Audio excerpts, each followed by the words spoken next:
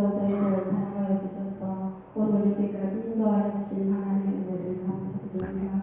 우리가 날마다 하나님을 찾지만 날마다 돌아보며 하나님과 멀어질 때가 많습니다. 저희를 불쌍히 여겨주시옵시고 하나님의 자비로 다시 부어주시사 그리스도의 보혈의 공로로 깨끗하게 씻음받는 이 시간 되게 하여 주시옵소서. 하늘의 소망을 두고 달려가는 저희들의 믿음의 경주가 되게 하여 주시옵시며 하나님 나라를 날마다 세워갈 수 있는 우리의 삶의 모습이 되게 하여 주시옵소서. 오늘도 저희들 불러주셔서 예배 가운데 하나님 홀로 영광 받아 주시옵기를 간절히 빌고합니다. 이 시간 또한 귀한 말씀 전하시는 목사님 함께하여 주셔서 피곤치 않게 하여 주시옵시며 하나님 나라를 전할 때 우리의 마음 가운데 성령님 충만하게 역사하여 주셔서 잘 깨달아 순종하는 말씀 되게 하여 주시옵기를 간절히 빌고합니다. 하나님 아버지 시간 간과 웃기는 육신의 질고로 연약한 부분들을 하나님께서 함께하여 주셔서 회복해 하여 주시옵기를 간절히 빌고합니다. 힘들어 지칠 때, 슬플 때, 괴로울 때 하나님을 바라보며 찬송하는 마음도 하여 주시기를 간절히 빌고합니다. 하나님 아버지 우리의 영의 메마름도 지켜주셔서 다시 한번 또 말씀을 드릴 때 생명의 말씀이 우리의 심령을 새롭게 하며 또한 변화받는 귀한 시간 되게 하여 주시옵소서. 하나님 아버지 감사 주의로 정하여 지키는 가운데 있사오니 하루하루 감사하는 날이 끊어지지 않게 하여 주시옵시며 감사의 제목들이 날마다 다하여지는 우리 교회 되게 하여 주시옵소서. 하나님 나라를 위하여 일하는 모든 직분들 하나님께서 함께하여 주시옵시고 어디를 가든지 무엇을 하든지 하나님과 동행할 수 있게 부족함 없는 우리의 삶의 모습들이 되게 하여 주시옵기를 간절히 빌고합니다. 하나님 아버지 또 찬양으로 감사드릴 때 오후 2부 순서에도 함께하여 주셔서 우리의 참 마음과 참 정성으로 하나님을 찬양하게 부족함도록 하나님 인도하여 주시옵소서. 멀리 흩어진 주의 성도들 기억하여 주옵소서. 연봉으로 학업으로 또한 직장으로 또한 잃어버린 영혼들 하나님 손꼽아 주시옵시고 저희들이 간구하는 간구를 들어 응답하여 주셔서 어디에 있든지 하나님과 함께하는 삶이 되게 하여 주시옵소서. 오늘도 귀한 말씀 들을 때 하나님 함께하여 주시옵기를 간절히 빌고 나오며 예수님 거룩하신 이름으로 기도드리옵나이다. 아멘.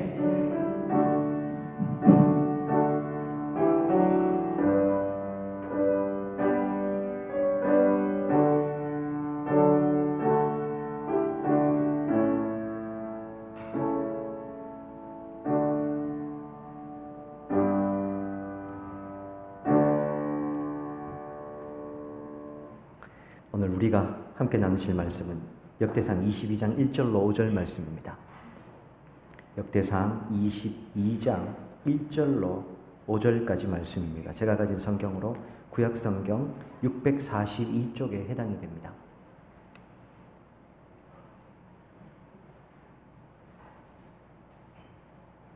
다윗이 성전 건축을 준비하는 내용 중 한 대목입니다. 22장 1절로 5절까지 말씀입니다. 저와 함께 교독하면서 한번 읽겠습니다. 1절입니다.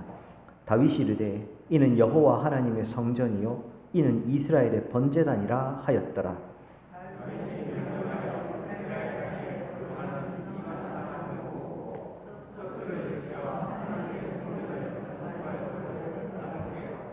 다윗이 또 문짝목과 거물못에 쓸 철을 많이 준비하고 또 무게를 달 수 없을 만큼 심이 많은 놋을 준비하고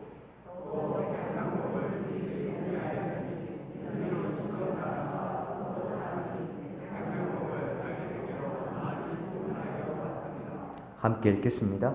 다윗이 이르되 내 아들 솔로몬은 어리고 미숙하고 여호와를 위하여 건축할 성전은 극히 웅장하여 만국의 명성과 영광이 있게 하여야 할지라.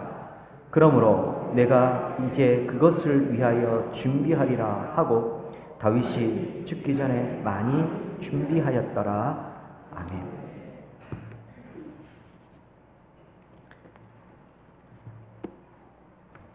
추수감사절 연합찬양자 안 했으면 어떡할 뻔했나 그런 생각을 했습니다. 본래 제가 오전 예배 마치고 식사하고 오후 예배 올라오는 그 시간 한 2시간 정도 있는데 조용한 날이 하루도 없습니다. 뭔가를 늘 했고 그래서 늘 바빴는데 오늘 아무도 저를 안 찾으셔서 혼자 목양실에 앉아서 제가 아직 화요일날 새벽기도 설교를 준비를 못했거든요. 역대하 마지막 마무리입니다. 그 내용을 혼자 보고 있었습니다.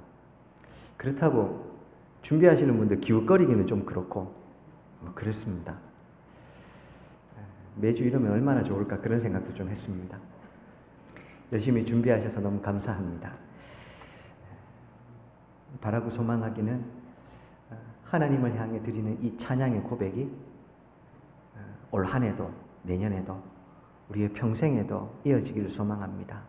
사랑하는 여러분, 오늘 우리가 드린 찬양이 이어져서 훗날 하나님 앞에 섰을 때 그때 찬양으로 이어지는 겁니다. 오늘 우리가 읽으신 내용 그대로 다윗이 성전 건축을 준비하는 내용입니다. 이 1절에 보면 다윗이 이는 여호와 하나님의 성전, 이는 이스라엘의 번제단이다 이렇게 얘기하는 대목이 나옵니다. 이게 역대하 21장에서부터 이어지는 건데요. 다윗이 조금 교만해서 인구조사를 합니다. 그러다가 하나님께서 노하시죠. 심판을 하시려고 합니다. 셋 중에 하나 골라라. 3년 동안 기근이냐, 석 달 동안 적군에 쫓길 거냐, 3일 동안 전염병 여호와의 칼 앞에 있을 거냐. 내가 그래도 벌을 받아도 하나님의 손에 벌을 받아야 하나님 긍휼을 덧입지 않겠습니까? 3일 동안의 전염병을 택합니다. 한순간에 7만 명이 죽어버립니다. 다윗이 하나님 앞에 납작 엎드렸고 주님, 이 백성이 도대체 무슨 잘못이 있습니까? 그렇게 얘기합니다. 그리고 하나님 앞에 이 오르난의 타작마당에서 하나님을 기도하고 제단을 쌓는 겁니다. 그래서 하나님의 진노가 거기서 그칩니다. 하나님이 다윗의 마음을 보시고 돌이키신 거죠. 그래서 하나님의 은혜를 덧입습니다. 그리고 그 오르난의 타작마당이 다윗이 돈 주고 샀고 여기가 성전터가 되는 겁니다. 근데 공교롭게도요, 이 다윗이 성전터를 삼은 오르난의 타작마당이 어디와 같은 장소냐 하면 저 창세기 하나님께서 아브라함에게 네 아들 이삭을 번제로 드려라 하죠. 어디에서요? 모리아산. 그때 아브라함이 아들 이삭을 드렸던 그 장소가 이 장소입니다. 연결이 됩니다. 같은 장소죠. 공통점이 있습니다. 하나님 앞에 모든 것을 다 헌신했다. 혹은 하나님께서 당신의 백성들의 기도를 들으셨다. 특별히 다윗에게 있어서 이 오르난의 타작마당은 어떤 의미일까요? 하나님 앞에 납작 엎드렸더니 하나님께서 그의 기도를 들으신 겁니다. 구원하신 겁니다. 은혜를 베풀어 주신 겁니다. 그래서 여기다가 다윗이 이제 성전 건축할 준비를 하게 되는 겁니다. 예배하신 곳이다 하면서 이곳에다가 성전을 건축합니다. 사랑하는 여러분, 여기서 우리가 주의해야 될 게 하나 있습니다. 구약의 성전과 우리의 신약 시대의 예배당은 다릅니다. 그렇죠? 이건 제가 자주 말씀드렸으니까 늘 잘 아시고 염두에 두실 거라고 생각합니다. 근데 제가 아무리 이렇게 말씀드려도 염두에 두신다고 해도 또 이 교회 예배당 건물을 향해서 성전이라 그러고 여기 오면 뭔가 이 장소 자체가 뭔가 의미가 있을 거라고 생각합니다. 그렇지 않습니다. 구약 시대도 사실은요, 성전 자체가 거룩한 것은 아니었습니다. 구약에 하나님께서 성전을 대하시는 방식이나 하나님께서 성전을 처음 다윗에게 지정하시고 짓게 하시는 솔로몬을 통해 짓게 하시는 그런 내용들을 쭉 살펴보다 보면 성전의 건물 자체가 이 어떤 의미를 가지기보다는 그 장소와 그 건물을 하나님께서 지정하셨고 또 하나님께서 그곳에서 당신의 백성들을 만나주겠다고 약속하셨기 때문에 그 건물이 의미가 있어지는 겁니다. 거룩과 똑같은 개념입니다. 똑같은 물컵이지만 하나님께 들어와야 이게 거룩해지는 것처럼 하나님이 지정하셨고 하나님이 만나주셨다고 약속하셨기 때문에 성전 자체가 의미가 있습니다. 단 하나님이 직접 임재하시는 공간이기 때문에 구약의 성전은 그 하나님의 임재에 걸맞는, 그러니까 이런 거죠. 신약의 시대는 우리 각자가 성전이 됐다는 말이 우리 속에 성령께서 이미 와 계시는 겁니다. 우리가 성전인 겁니다. 그래서 우리의 몸을 함부로 막 이 죄악으로 나아가게 하면 안 되는 겁니다. 경건하고 거룩한 삶으로 살아가야 되는 이 이유가 되기도 하지요. 그러니 신약 시대는 사실은 이 교회 건물 예배당 자체에 무슨 특별한 의미를 부여할 이유는 없습니다. 그죠? 교회로서 성도들이 모여 예배할 때 실용적이고 또 겨울에 춥고 여름에 더우면 안 되죠. 예배 드리기에 가장 알맞은 그런 공간이 되면 좀 좋은 겁니다. 예배로 모인 이후에 성도들이 성도의 교제를 나눌 때 합당한 장소가 되면 됩니다. 지역사회에 열려서 오늘 오전에 나눈 대로 레위인들, 가난한 이 나그네들 누구든지 편하게 올 수 있는 그런 공간이 되면 되는 겁니다. 그게 신약의 예배당의 역할이고 구약은 달랐죠. 하나님이 여기에 지정하셨고 직접적인 임재가 있고 성령께서 아직 각 사람의 마음 가운데 임재하지 않는, 즉 하나님의 이 임재와 구원이 우리 각자에게 신약은 이게 내면화됐다 혹은 내재화되었다 그러는데요. 우리 각자에게 임한 게 아니라 건물 특정한 공간에 임했기 때문에 그 공간이 특별해지는 겁니다. 그러다 보니 구약의 성전 건물은 인간이 할 수 있는 최고의 이 건축 기술을 활용해서 가장 화려하게 하나님의 뜻을 가장 잘 드러내게 지어야 했던 겁니다. 오늘날 우리는 좀 다르겠죠. 그러니까 건물 자체가, 공간 자체가 하나님의 임재를 드러나야 됐기 때문에 특별하게 지었다면 오늘은 우리 각자의 하나님의 은혜가, 하나님의 임재가 있는데 굳이 건물이 그럴 이유가 없는 겁니다. 그죠? 아, 여기가 교회구나. 그리고 우리가 모여서 예배 드리기에, 성도의 교제를 나누기에, 한 걸음 더 나아가 지역사회와 함께 소통하기에 올바르고 합당한 공간이 되면, 그러면 되는 겁니다. 다시 좀 본문으로 돌아와서 이 다윗은 그래서 이 성전을 향해서 최선을 다해서 이 성전을 짓는 노력을 합니다. 제가 앞에 말씀드린 이유는 이 본문을 보면서 또 우리도 또 교회당, 예배당 건축하는데 최선을 다 그런 생각하시면 안 된다고 말씀을 드린 겁니다. 자, 다윗은 그 하나님의 임재하는 성전을 짓기 위해서 최선을 다해서 하고 있습니다. 그 중에서 길게 하면 안 될 거 아닙니까? 3절 보십시오. 다윗이 준비하는 재료들이 굉장히 많습니다. 그런데 그 중에 보면 다윗이 또 문짝목과 거물못에 쓸 철을 많이 준비하고 무게를 달 수 없을 만큼 힘이 많은 놋도 준비했다고 이야기를 합니다. 원래 이스라엘은 청동기 문명이었습니다. 그런데 이 사울 왕에서 다윗 왕으로 넘어오면서 다윗이 블레셋을 점령합니다. 그러면서 블레셋이 가지고 있었던 철기 문명을 그대로 다 가지고 오게 되는 겁니다. 원래 블레셋은 해양 민족으로부터 에게에서 넘어왔거든요. 철기 문명을 가지고 넘어왔기 때문에 이 문명적으로 보면 한 단계 앞서 있었던 겁니다. 그래서 늘 이스라엘이 위협이 됐고 그랬는데 다윗이 그 블레셋을 점령하면서 그 철기 문명을 다 가지고 온 겁니다. 그래도 여전히 다윗 시대의 철은 굉장히 중요한 재료요, 귀중한 재료였는데 3절 다시 읽어보십시오. 문짝못, 거물못에 쓸 철을 많이 준비합니다. 놋은 셀 수도 없을 만큼, 달 수도 없을 만큼 많이 준비하고 4절에는 백향목, 최고의 건축 재료였습니다. 당시에 옥수들도 두고 있습니다. 그러면서 5절에 보면 내 아들은 아직 미숙하기 때문에 자기가 이런 준비를 다 한다고 이야기를 하고 있습니다. 두 가지만 말씀드리겠습니다. 첫째, 거물못이 뭘까요? 문짝못은 문에다가 박는 못입니다. 거물못이 뭘까요? 예전에 설명 한번 드렸습니다. 사진을 띄워주십시오. 목재, 나무와 나무가 이렇게 있으면 이 나무와 나무가 벌어지지 않도록 이걸 붙여주는 역할을 하는 게 이렇게 생겼습니다. 이걸 거물못 이렇게 이야기를 합니다. 다윗이 성전 건축이 얼마나 진심이었는지가 여기에 보이는 겁니다. 이거 예전에도 제가 한번 말씀드렸습니다. 사실 오늘날 같으면 제일 쉬운 방법이 뭡니까? 돈 많이 준비하면 됩니다. 그렇죠? 건축재료 사면 되니까. 다윗도 마찬가지였을 겁니다. 아들에게 그거 주고 최선을 다해서 그냥 이 큰 그거 준비해 주면 됩니다. 그런데 심지어 성전 건축에 필요한 문짝못, 거물못 하나까지 자기가 다 준비한 겁니다. 성전에 얼마나 다윗이 열심이었고 진심이었는지, 얼마나 마음을 쏟아부었는지 알 수 있는 대목입니다.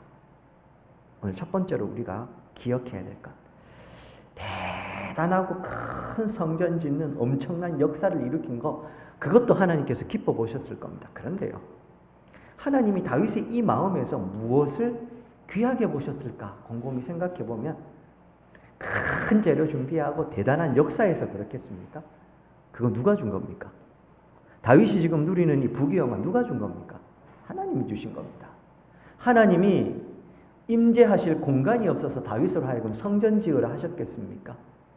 인간이 아무리 화려하게 지은들 하나님이 지으신 이 온 우주 만물, 특별히 자연에 있는 그 웅장함 따라갈 길이 없습니다. 근데 그런 의미에서 아무리 대단하게 지은들 그게 뭐 그렇게 영광이 되겠습니까? 하나님 보시기에.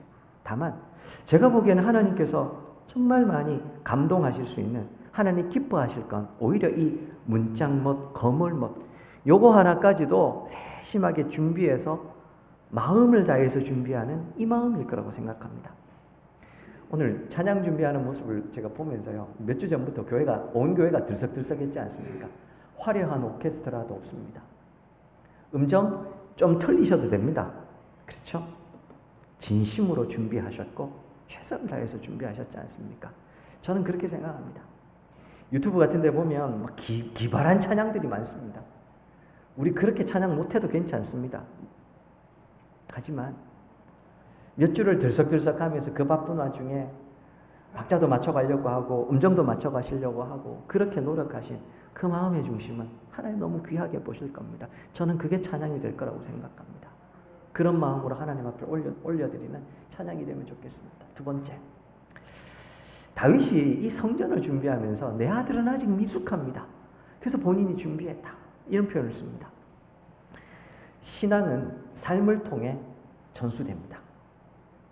제가 너무 안타까운 게 뭐냐 하면요, 저는 어릴 때부터 교회에서 자랐고 교회의 그 유치부, 유년부, 초등부, 중등부, 고등부, 청년부, 간사, 교역자, 그러니까 그 교회를 다 거치면서 어릴 때 추억이 가득합니다. 그리고 그 어릴 때 선배들 혹은 그 위에 어른들이 어떻게 하나님을 섬기셨고 어떻게 기도하셨고 어떻게 봉사하셨고 다 보고 자란 겁니다. 밤새도록 기도하시는 어른들의 뒷모습도 저는 기억합니다. 교회에요, 청년이 돼서 밤에 가면 항상 누군가는 이 기도하시는 모습을 늘 보고 자랐던 겁니다. 교회에 청소합니다, 아니면 뭐 합니다, 김장합니다 하면 열일 제쳐놓고 달려오셔서 하셨던 모습도 기억합니다. 근데 그 시간을 드릴 뿐만 아니라요, 누가 봐도 저분은 이 시간에 이 자리에 있으면 안 되는데 그 피곤한 몸을 이끌고 오시는 모습도 봤습니다. 뿐만 아니라 그 외에도요, 마치 과부의 두 랩돈처럼 하나님 앞에 온 마음을 다해서 수고하고 있으시는 모습, 그런 것도 보고 자랐습니다. 동기들끼리 함께 그런 걸 봤습니다. 근데 한국교회 진짜 위기는 이런 신앙의 유산을 몸소 보고 배울 다음 세대가 사라져 간다는 겁니다. 전도하면 되지. 예, 전도하면 됩니다. 문제는 그렇게 전도된 세대들은 어린 시절 신앙의 추억이 없습니다. 사실은 그 굉장히 어떤 의미인지 아실 겁니다. 제가 그래서 우리 성도님들께 명절이 되면 아니면 삶 속에서 자녀들에게 신앙의 모습을 자꾸 보여주시라 권면을 드리는 겁니다. 목사가 여기서 100번을 설교해도 저의 설교보다 100번의 설교보다 여기 앉아 계시는 성도님들께서 자녀들에게 혹은 우리의 다음 세대들에게 신앙의 모범을 보여주는 것, 그것이 그 큰 유산이 되기 때문입니다. 저는 그런 의미에서요, 우리 막 뛰어다니는 우리 주일학교 친구들이 복되다 생각합니다. 이렇게 열심히 찬양 준비하시는 우리 성도님들의 모습을 보고 자랐으니 우리의 이 자녀들이 이 모습을 보고 훗날 어른이 돼서 이 찬양들을 준비하면 그때를 추억할 거 아닙니까? 저처럼 여기 앉아 계신 여러분들처럼. 두 번째, 저는 그래서 오늘 찬양을 준비하시는 우리 성도님들이 너무 감사하고 귀하십니다. 바라고 소망하기는 우리 군위 장로교회에 이런 하나님을 찬양하고 높이는 전통이 아름답게 이 전수되기를 소망합니다. 화려하게 재미있게 해서가 아니라 다윗처럼 거물못 하나까지도 준비하는 그 진심으로 준비했던 그 찬양의 이 고백, 나아가 신앙의 전통들이 아름답게 이어지는 우리 군위 장로교회 되기를 주의 이름으로 축원드립니다. 기도하겠습니다. 하나님, 복된 주일, 추수감사 주일로 특별히 지키며 이제 오후 예배 시간 우리가 추수감사 연합 찬양제로 하나님 앞에 올려드립니다. 힘껏 준비했습니다.